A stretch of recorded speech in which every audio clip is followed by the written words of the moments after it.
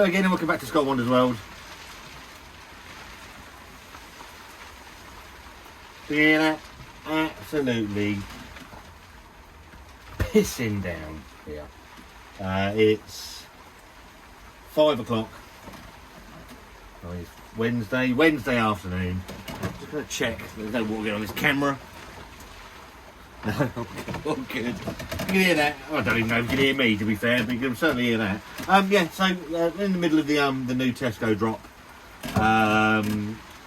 this week, so there was Monday, and there's been some good stuff in there. You've got Beavertown. Not sure if I'm going to pick the Beavertown stuff up or not. If you want me to have a look at them, then put it in the comments. There's some stuff from Buxton. There's if I'm shouting, I do apologise. I'll have to re-watch this and sort of please coming in. Let's see what's in there. I've done what have we done so far? I've done the Vocation Aoraki. They're blowing a gale. See it out there. Yeah, the Aoraki. The Brewdog beer, which some people are telling me it's a rebadge of the Cloudwater versus Brewdog New England IPA. I don't know if that's true. I'd like to try and get hold of a can if that's still about. If anyone's got one, let me know and I'll gladly purchase it off of you, so I can do a side-by-side against it. We've done the Knockout Stout, which Wonder liked, and this one actually passed me by, and it passed me by for a reason. I think it was last year, might have been it was early this year. There was two beers that went into Tesco's, North versus South. The North one was from Overtone, Northern Monk and Neon Raptor, and was a double dry hopped IPA, I think it was, and it was fantastic. The South was a Pavlova sour from Staggeringly Good, Yonder and Brew by Numbers. In that instance, in my opinion, the North beer won. The sour was okay, but it wasn't really my cup of tea. Saw this one in there, and they've repackaged.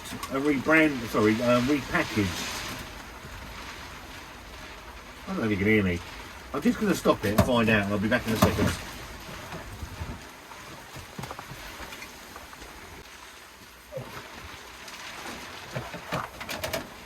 We're going to keep going we're going to battle through. We're going to battle through. Ignore the weather. I'm ignoring it. Yeah, so they repackaged the North version with a coloured exterior, because it was just all black and white before. I saw this and just assumed it was a repackaged version of the Pavlova sour from these three breweries. Wanda pointed out it isn't. It's actually a double dry hopped IPA. So they've done another one. This is the South versus North, and it is Staggeringly Good, Brewed by Numbers and Yonder again. And they've done a double dry hopped IPA, which I'm really pleased to see, in all honesty. Now, excuse me. I know there's been some criticism around the fact that on these beer drops, they seem to be quite IPA heavy. I want to address that just ever so slightly. IPA in the craft beer world is probably the biggest selling style, most popular style. So of course these breweries and the supermarkets are going to bring in an IPA style predominantly. Would I like to see more stouts? Yes. Would I like to see more sours? Yes.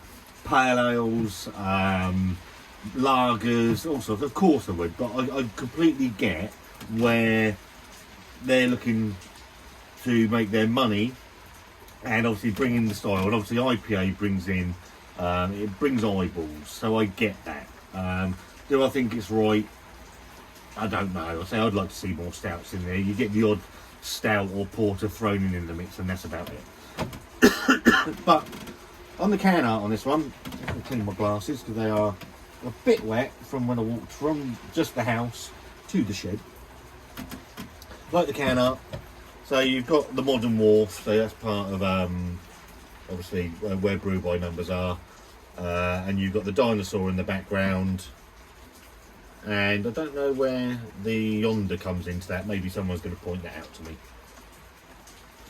But like the can art, Another fairly well, it's not striking because I thought it was the other beer, and it has got a little bit of gumph on it to represent the south. Brew by Numbers in London have actually went to Brew by Numbers with Yonder at the Bermondsey Beer Mile the other week.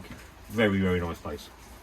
Teamed up with Yonder from Somerset, a Staggeringly Good, one of our local breweries, a big proponent of Staggeringly Good beer. I've started getting into their sours actually. So I know my friend Dean. Don't know when this is going to come out. My good friend Dean's Beer Reviews is down this weekend, so hopefully we'll end up reviewing some of their beers or certainly arriving at their tap room. The trio of southern breweries have produced a double dry hopped IPA that is soft, juicy, naturally hazy in appearance. The addition of oats gives a silky smooth mouthfeel, while fresh and excessive American hops offer aromas of citrus, mango and pine, resulting in a beer that is full-bodied, drinkable and refreshing. And this one comes in at 7%. So really looking forward to it. Like the North version. Got my Staggeringly Good glass, giving it a wash, see what it's like.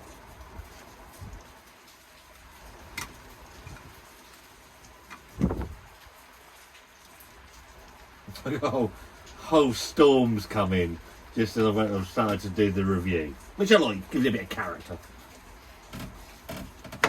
There's a little bit left in there. In the glass, it looks absolutely cracking. Absolutely cracking. So, haze for days. There is nothing getting through that. Single finger of tighty whitey on the top. There is a little bit of carbonation rolling around, I can see. I don't know if you're going to be able to see that.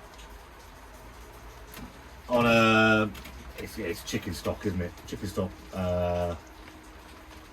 consistency. So it looks lovely. And actually, even from over here, I'm getting a fairly decent aroma. Oh, that's...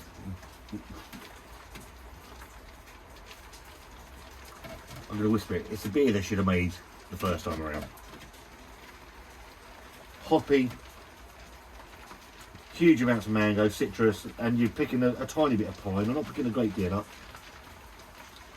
Pineapple chunks. Oh, so lovely. Absolutely lovely. Cheers. £3.50.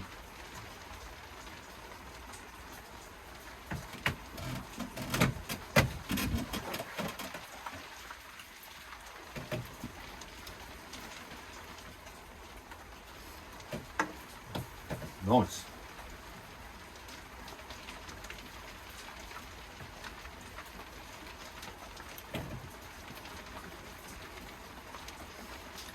Ingredients: barley, maize for gluten, oats.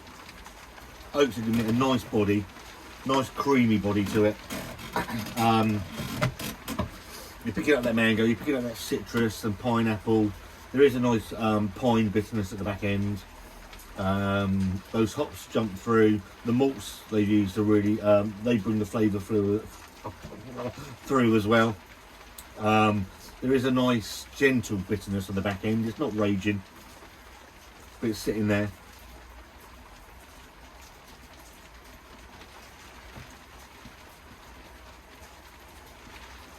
You get a hop tickle. There is a slight, and I mean slight, a slight sign of that 7% ABV, but it's not intrusive. That's lovely. That is a lovely, lovely beer. For the price, again, £3.50. That's really, really good. They've got a QR code to scan where you can vote between the two, north and south. I need to pick another north up actually. I was a huge fan of the north. I don't think I've got a can. Oh, I have.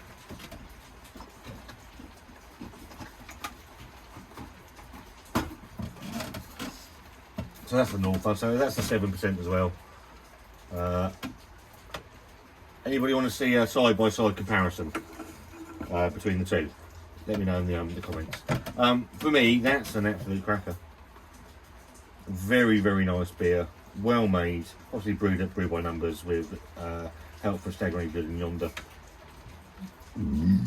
Another absolute cracker added to that new beer drop profile into Tesco. The ones I've had so far, I think I've done 4 of them. This will be the fourth to come out. They've all been really good.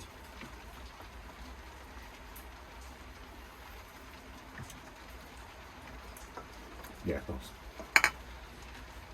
Hoppy, juicy, soft in the mouth, a little bit of bitterness on the back end with that little bit of hop tickle and a tiny bit of alcohol burn, which, as I say, doesn't ruin the beer, it actually adds to the beer.